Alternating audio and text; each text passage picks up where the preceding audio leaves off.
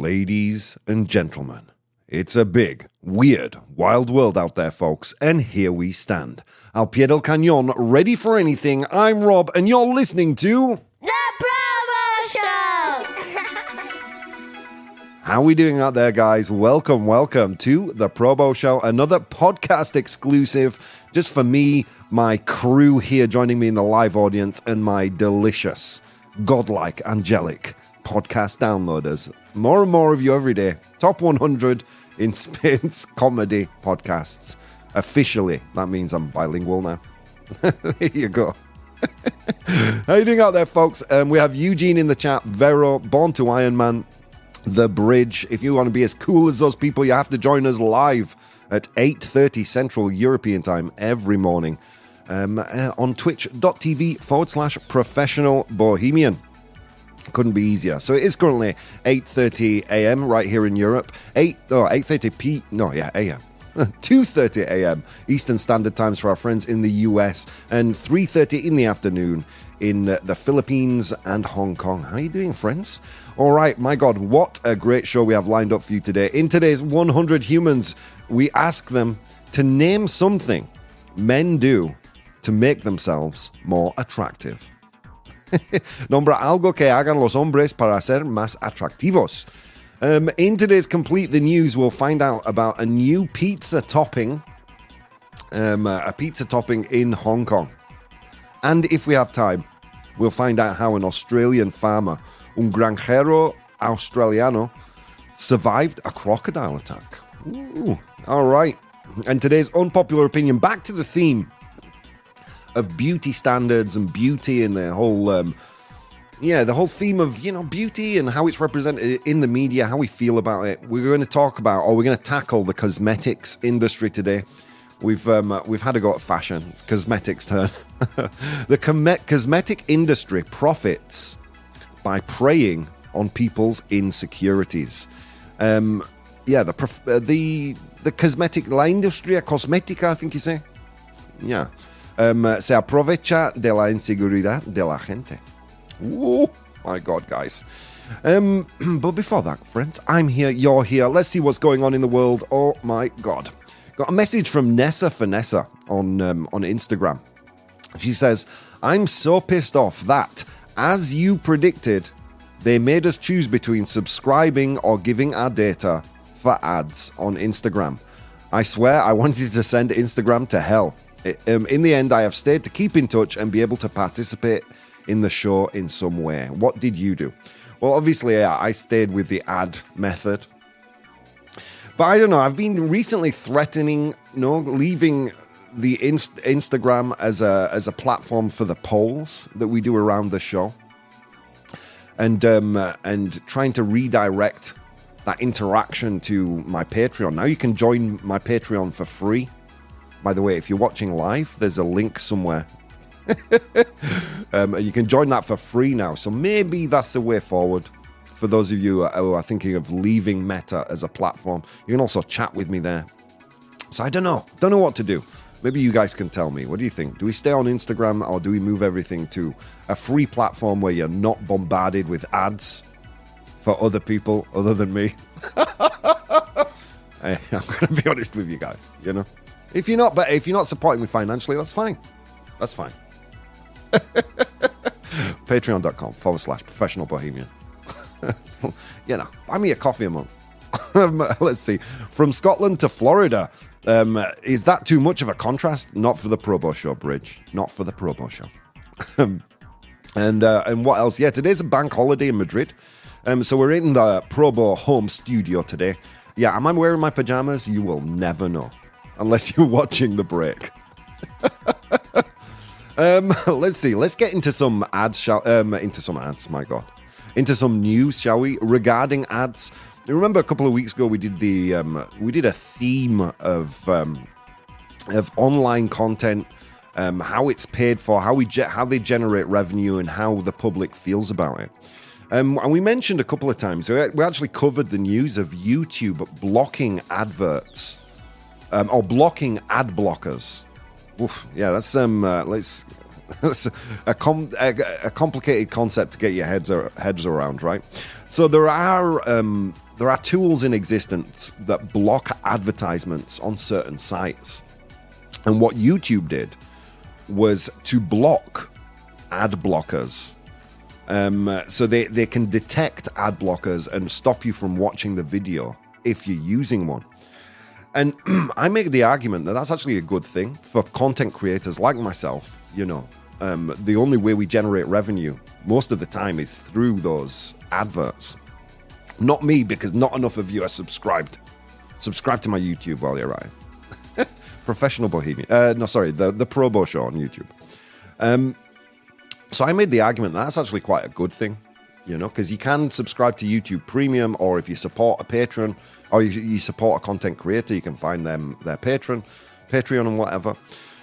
But it seems to be that YouTube's new ad blocker detection is breaking EU law, European Union law. So YouTube's ad blocker detection believed to break EU privacy law. Se cree que la detección del bloqueador de anuncios de YouTube vulnera a ley de privacidad del UE, Unión Europea. My God, Spanish is hard.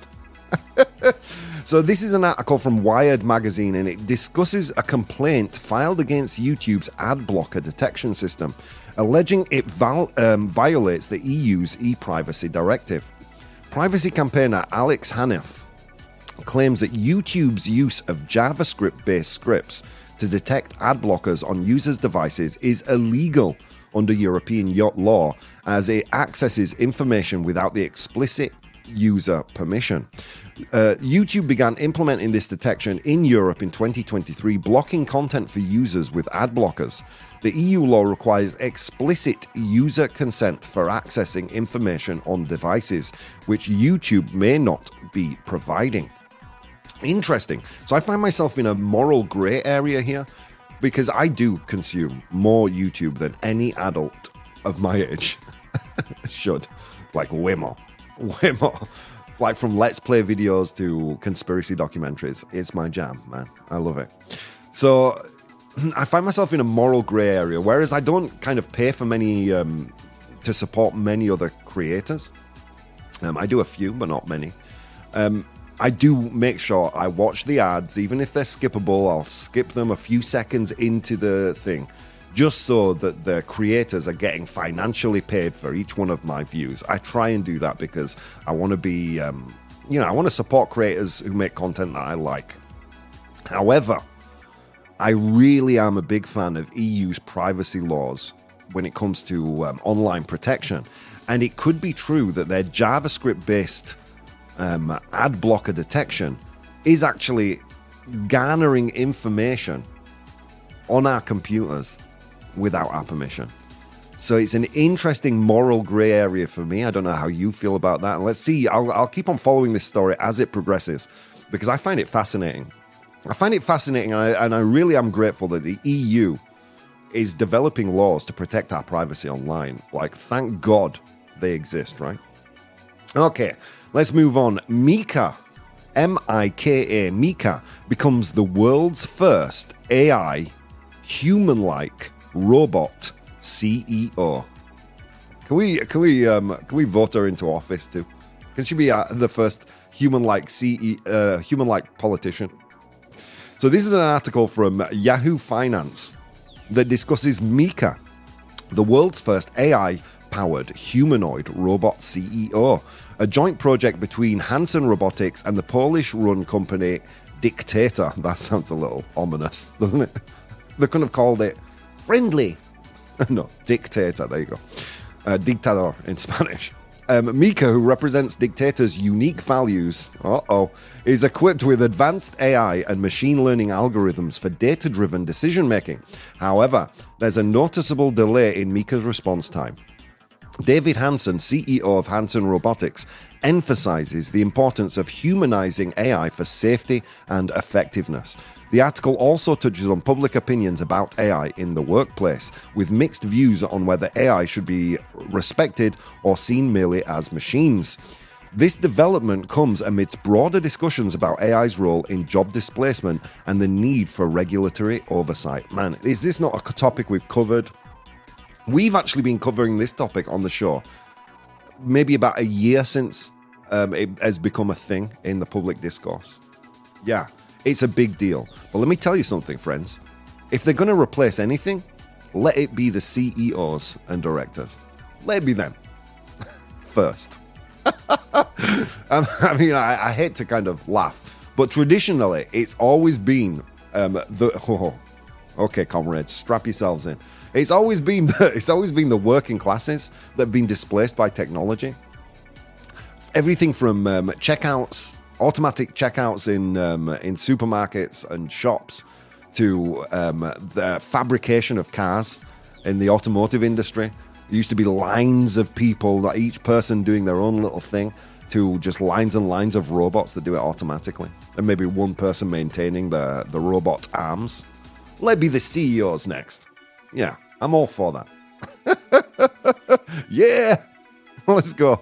Let's see. Rob, you're being too funny. I can't take it, says the bridge. Thank you.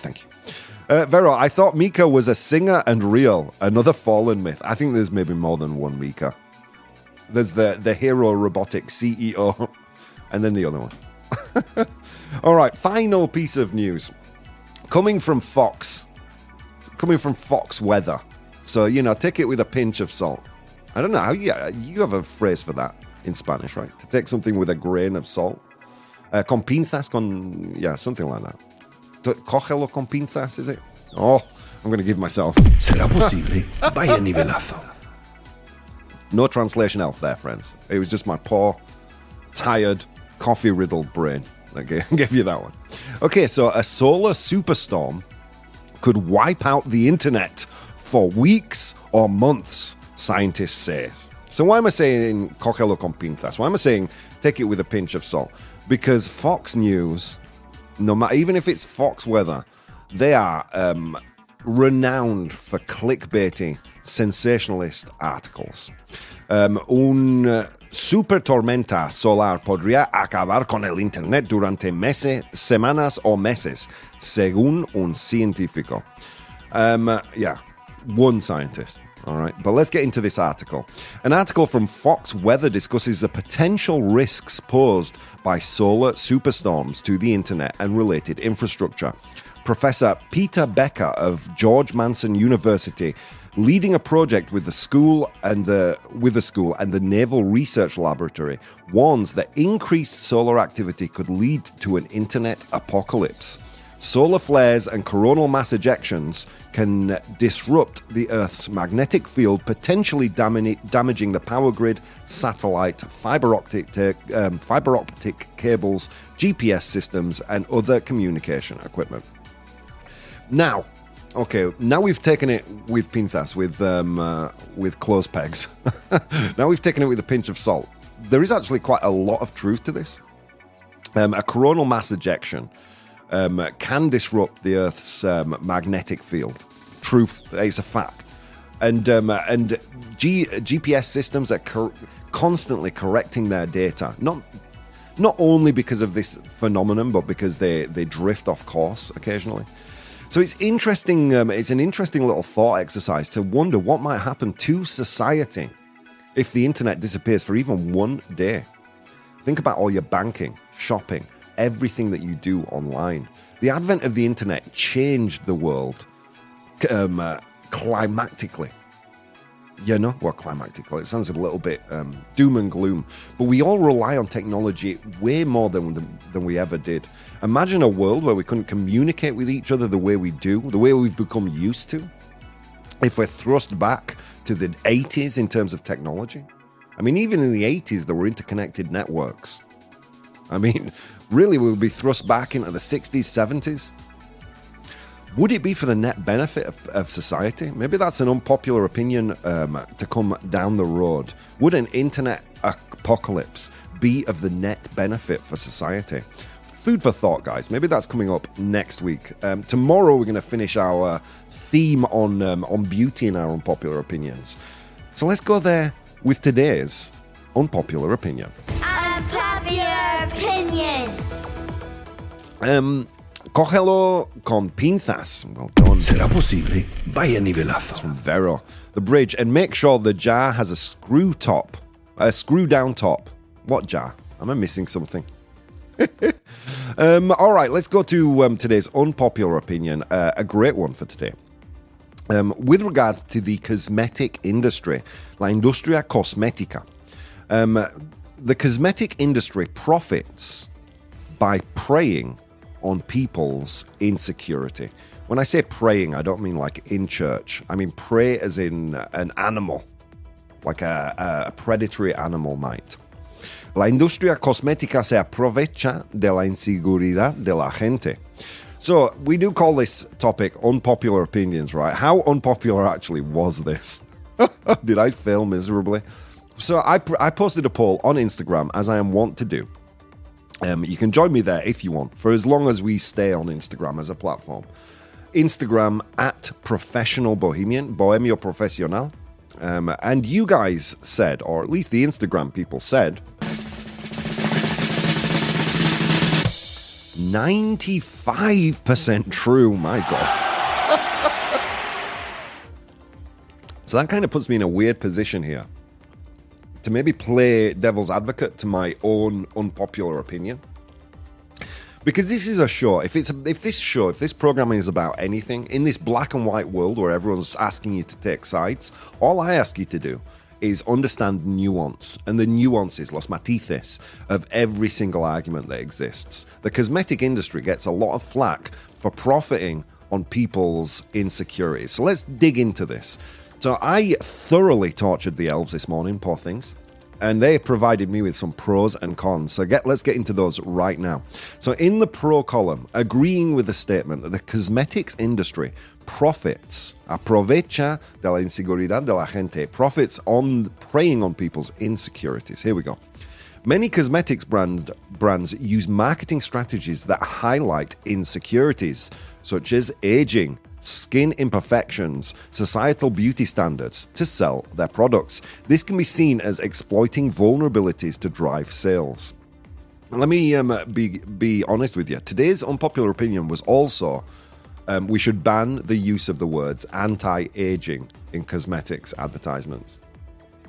But I know you all get triggered when I use the word banned. so I reframed it as something a little bit more of an umbrella, un paraguas, for all that. Wow, I'm killing it today. ¿Será posible? Vaya nivelazo. For all things kind of cosmetic related. Creating a need. The industry is often accused of creating a perceived need for their products by constantly introducing new beauty standards. They can make consumers feel inadequate without their products. So here's where we get into a little bit of a grey area, right? Isn't that just marketing? Creating needs and filling needs that are already being created?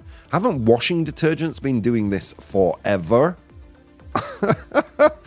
Like the old concept of new and improved, making you feel like what you currently buy is old and inferior? All right, let's continue. Advertisements and promotional strategies frequently target emotional vulnerabilities, suggesting that individuals need these products to feel attractive, successful, or socially accepted. True. But is it the only industry that does that? Have we not seen Coca-Cola adverts with beautiful people running on beaches? You know what I mean? Do we not... isn't it the job of marketing to tie a product to a certain lifestyle? Apple, for example. See someone with an Apple product, you know, it suggests certain things about that person. Is it just the cosmetic industry guilty of this? Let's continue. In the pro column, again, agreeing, the industry perpetuates often unattainable beauty standards through the use of heavily edited photoshopped images. This can create and exacerbate insecurities among consumers. All those things that I've just read, for me, are true. True story, guys. True story. Thank you, elves. Calm down. All right, let's get into the cons. Disagreeing with the statement that the cosmetic industry does not necessarily prey on people's insecurities. Okay, many people use cosmetics for self-expression, creativity, and personal enjoyment. The industry provides a range of products that cater to diverse needs and desires, not just insecurities. The cosmetic industry invests heavily in research and development, leading to products that can be genuinely beneficial to users, such as sunscreen, skincare, active ingredients, and products suitable for sensitive skin. Now we're getting into a little bit of moral grey area, aren't we, friends? Thank you for saving us from skin cancer, cosmetics industry. All right, let's continue. There is a growing trend in the industry towards inclusivity and diversity, with brands showcasing a wide range of skin tones, ages, genders, and body types, moving away from traditional, narrow definitions of beauty. And finally, for many consumers, cosmetic products are a part of their self-care and grooming routine, contributing to their overall well-being and confidence, rather than being solely about addressing insecurities. Wow. So yeah, as you can see, it's not just as black and white as we would think. Now, whereas I lean heavily to the side of, yes, they do prey on people's insecurities, there are some things there that are impossible to deny. Am I right? I mean, think about applying makeup. Like, I don't use makeup. I don't even use moisturizer. As you can tell by my raisin dry skin, when I smile, I look like a map. But having spoken to people on this subject, I have been made aware that the application of cosmetics is not just about preying to your own insecurities. It's much more about a routine, feeling good about yourself. You're not doing it for other people. You're doing it for your own well-being. Robbing people of that, or kind of demonizing a whole industry for doing something that is almost common practice. Are we being a little bit hypocritical? Maybe, maybe not. I did receive quite a lot of messages about this on Instagram, but before we go there, I'm going to check out what our chat is saying. Vero, true. Cosmetics companies make a living and living from potential customers buying their products. If a person believes that applying makeup, he or she will improve their self-esteem, the company increases its profits. True story. Now, I did make the argument that it's a part of your, people see it as a part of their daily routine, their self-care. But if those products didn't exist, surely their self-care would be something else, right? Maybe taking another 5 minutes in the shower, maybe eating something a little more delicious for breakfast. Interesting. Okay, the bridge. So we know it's a he. I don't know what you're talking about, Bridge. What's a he? True, says Eugene. I know some women who can't leave their homes without makeup. Yeah, that's sad, right? That's sad. The bridge. I also think that clocks should be stable. I have enough crappy problems as it is. I don't know what we're talking about, Bridge. I think Bridge is listening to a different show. All right. So there's the topic up for debate today. The cosmetic industry preys on people's insecurities. What do you think about that? What do you think about that? Because it's true. I mean, let's dig into some other tangential kind of industries that do the same thing, but don't receive the same amount of backlash, the same amount of criticism as the cosmetic industry does. How's about the diet and weight loss industry? Companies in this industry market products and programs that promise quick fixes for weight-related insecurities. They perpetuate unrealistic body standards, right? The diet and weight loss industry. Oh, you're too fat, you're too this, you're too that. Yeah. Are they a positive thing? Are they a positive thing just because, the outcome would be a healthier lifestyle, but they still don't get that same amount of scrutiny that the cosmetic industry does?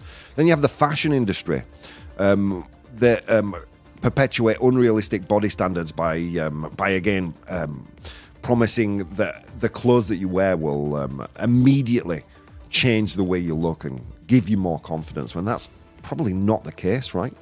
So the fashion industry promote clothing and accessories as a means to attain a certain image or status, tapping into your insecurities about the way you look. Fitness and the gym industry, the same thing. Ooh, look at you, you're too lazy. How's about self-help and personal development? There is a company, there is a whole cottage industry that its only benefit or its only proposed value is based upon your own insecurities. Have you ever been to a self-help section in a library or a bookstore? It's basically screaming at you, you are insecure and anxious, you're a bad person, we can help you.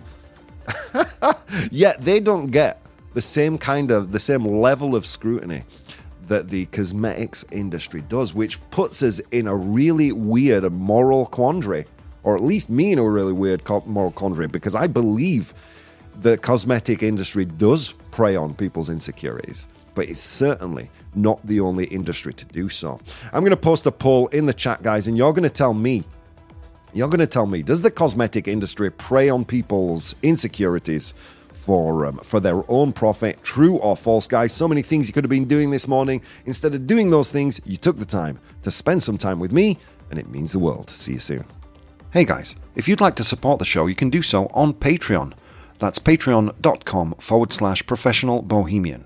There you'll find VODs of the episodes as they are recorded live, blogs, vlogs, and behind-the-scenes content. If you'd like to watch the show live, you can do so on twitch.tv/professional bohemian, and you can participate in the polls we use in the show on Instagram @professional bohemian or Twitter @ProBoh, ProBoh. Okay, on with the show. The ProBoh Show! Ladies and gentlemen, welcome back to the show. It's currently 9 a.m. Central European Time, 3 a.m. Eastern Standard Time, 4 p.m. for our friends in Hong Kong and the Philippines. How you doing out there, friends? If you're just tuning in, we looked at YouTube's ad blocker detection, that they recently are blocking videos that are for people who are using ad blockers, how it may actually break the EU privacy law, putting me in a real moral quandary with regards to this, because I do believe in reimbursing creators for the work that they do. However, I don't know, moral gray area for me. Mika becoming the world's first AI human-like CEO. I love that news. And also the article from Fox Weather that speaks about a solar superstorm, super tormenta solar, that could potentially wipe out the internet for weeks or even months. Don't panic, though. It's from Fox News, after all. All right, and then we moved on to today's unpopular opinion, which is the cosmetics industry profits by preying on people's insecurities. I asked you to vote, and you've done that. I will release the results in a second. 95% of people on Instagram said true to this one. La industria cosmética se aprovecha de la inseguridad de la gente. All right. Okay, I did receive some messages on Instagram with regards to this. Vero, I think we've read that one. Eliza says, I get why people think that, but as a makeup artist, I see it differently, of course. Instagram. Makeup is an art and empowerment. Is art and empowerment. It's nothing about hiding. It's about expressing who you are. Okay. Raj writing to us again. Well, it's a bit of a double-edged sword. Un espada de doble fila, do you say in Spanish? Did I get that right? Filo. Oof. You have to tell me in the chat if I deserve a nivelazo. I don't know. It's a double-edged sword. The industry does play on insecurities sometimes, sure, but it's also about consumer demand. People want these products. It's more complex than just preying on fears. True story. Okay, what else do we have? Nina, it's a concerning trend, honestly. I see people whose self-worth is tied to their appearance.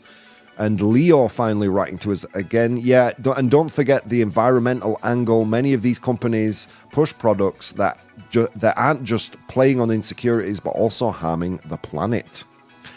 All right, yeah, some interesting takes there, and it's hard to ignore the nuances in this argument. Again, it's usually the people who disagree with where the vote goes that kind of end up writing to me on Instagram, so I do appreciate that. Espada de doble filo, says Vero. ¿Será posible? Vaya nivelazo. I can't remember if I said that right or not. I think I might have said fila. Sorry. So yeah, in the last section, I did talk about how, you know, there are other industries that do the exact same thing that seem to be immune to the scrutiny that the cosmetics industry receives, like self-help and personal development, fitness industry, fashion industry, diet and weight loss industry. It's not just beauty and cosmetics, right? I mean, it's just a part of media and advertisement and advertising. Advertisements create insecurities to sell products, you know, and they constantly tie their brands to a certain kind of lifestyle that would be attractive to you. I mean, you've heard me speak against you've heard me speak against advertising and marketing, right? I'm of the Bill Hicks school of advertising and marketing. I'm not a fan, you know, even though in my professional career, I've worked as a marketing director and as a consultant to many marketers as part of my work in communication. And you know, I just don't believe. I believe in many ways, industry and selling products is about creating demand, and it's about being what can be in many cases unethical, which is why I love what I do now, which is, you know, bringing media to people. So yeah, it's a complex issue. It's a complex issue, more complex than I think we're really ready as a society to deal with. Because I think in many ways to correct this issue, it means a complete overhaul of how we understand products. So anyway, let's get into what you guys thought before I continue with my final thoughts on this. So I released the poll in the chat to our live audience. I said, here we go. I said that the cosmetic industry preys on people's insecurities. True or false? La industria cosmética se aprovecha de la inseguridad de la gente. And you guys said 100% true. Okay, so let's close down this. Let's close down this topic by saying, okay, so there are many industries that do the same thing. You know, I would argue even the soft drink industry. You know, the caffeine these caffeinated soft drinks that sell themselves to gamers as energy boosting drinks, something to replace sleep. You're a gamer, you want to be on top form, drink Monster. Is that not just as nefarious? Is that not linking something, a certain kind of lifestyle, being a gamer that would be attractive to young people, use it and profiting off what is essentially a drug, caffeine? Is that not the kind of the same thing? You know, and again, self-help, fitness, fashion, diet and weight loss industry do the same things. But that, my friends, is not the topic for the discussion, is it? The topic for discussion is whether the cosmetic industry profits by preying on our insecurities.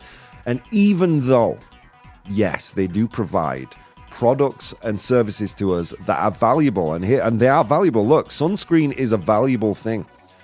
Certain creams that help you medically if you've got like sensitive skin or you suffer from rashes and things like that.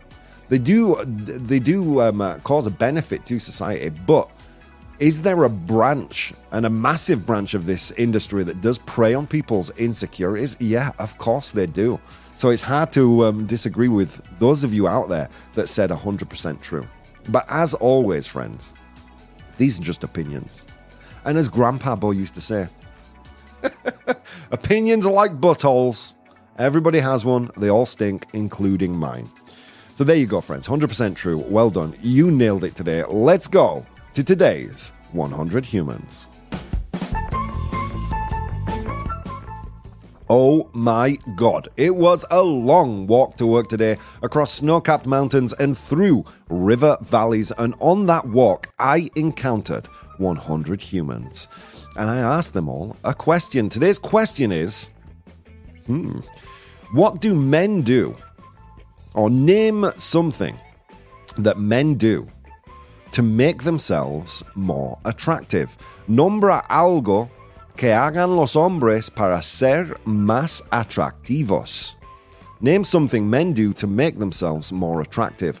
I asked them that question. They gave me their answers. I am in possession of the top 7 answers right here. Your job in the audience is to identify the top 7 answers. Name something men do to make themselves more attractive. All right.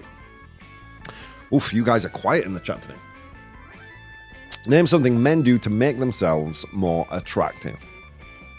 Ooh. I think the bridge is actually listening to a completely different episode of the show. Yeah, I don't know. Okay, let's see. Eugene in the chat says shaving. Shaving can be one of 2 of the answers here. Shaving. Afeitar, right, in Spanish. Shaving. Is shaving there? Yes. It kind of covers 2 of the answers here. I'm gonna lean into the second most popular answer, which is grooming. Grooming. They groom themselves. That's shaving. Shaving. I don't know what else men do, but grooming. So grooming is there. It is the 26 of 100 humans said that one. It's in second place. Well done. Well done. All right. What else do we have in the chat? How do you say grooming? I don't even know how to say grooming in Spanish. Going to the gym. Going to the gym. Or to work out, right? To work out. Entrenamiento. Workout. Is it there? Yes, it is. Well done, Eugene. It is the number 1 answer. Well done, my friend. 28 of 100 humans say men will work out to make themselves more attractive. Okay, you're off the board, friends. You have 2 of the top 7 answers. Woo! Okay, to Ladyboard, to be well dressed, to dress well. Vestir bien, I guess. All right, is it there? Yes, it is. Well done. To dress well. I'm dressed well today, at least from the waist up. I am home. How many people said that? 17 of 100 humans said to dress well. It's the 3rd most popular answer. Let me give you a clue. The number 4 answer, I can't do this. I just can't. Genetically, I can't do it. I suffer from an affliction that many men my age suffer from, and I just can't do this.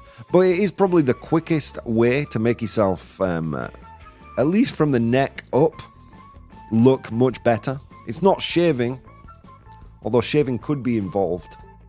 What do you think it is?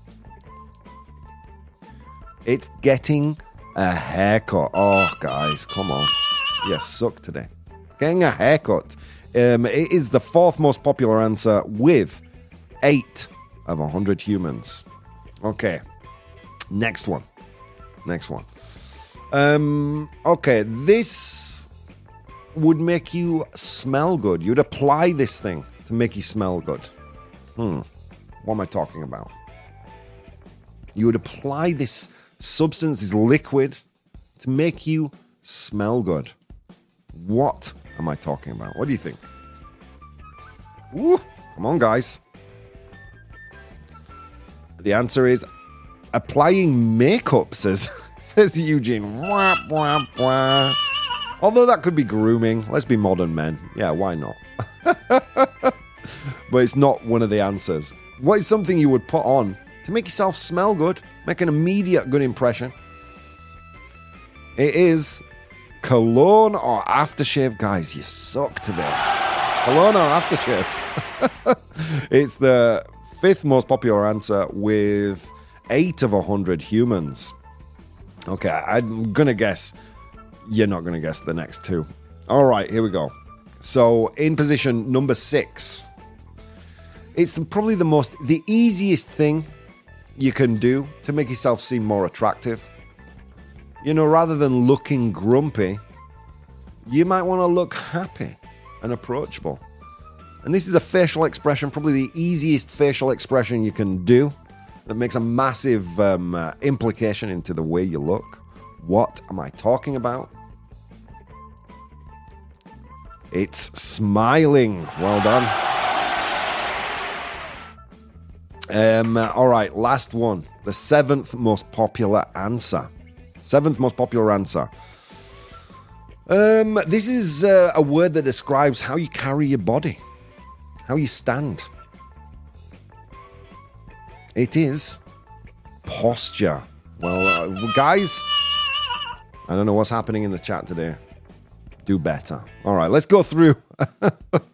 Let's go through the list. I asked 100 humans to name something men do to make themselves more attractive. In position number 7, we had posture. Postura, would you say in Spanish? Yeah, I think so. Postura. In position number 6, we had to smile. Sonrisa. Or sonreír. 6 of 100 humans said that one. In position number 5, we had apply cologne or aftershave. Colonia, I think you say in Spanish. In position number 4, we had, where are we? Cut your hair. Get a haircut. Or in my case, just shave my head, right? Number 4, shave your head, get a haircut. Corte de pelo. 8 of 100 humans said that one. In position number 3, we had to dress well. To dress well, my friends, you know? Put on an Americano, a blazer. In position number 2, we had to groom yourself. That could be shaving, could be a number of things. To groom.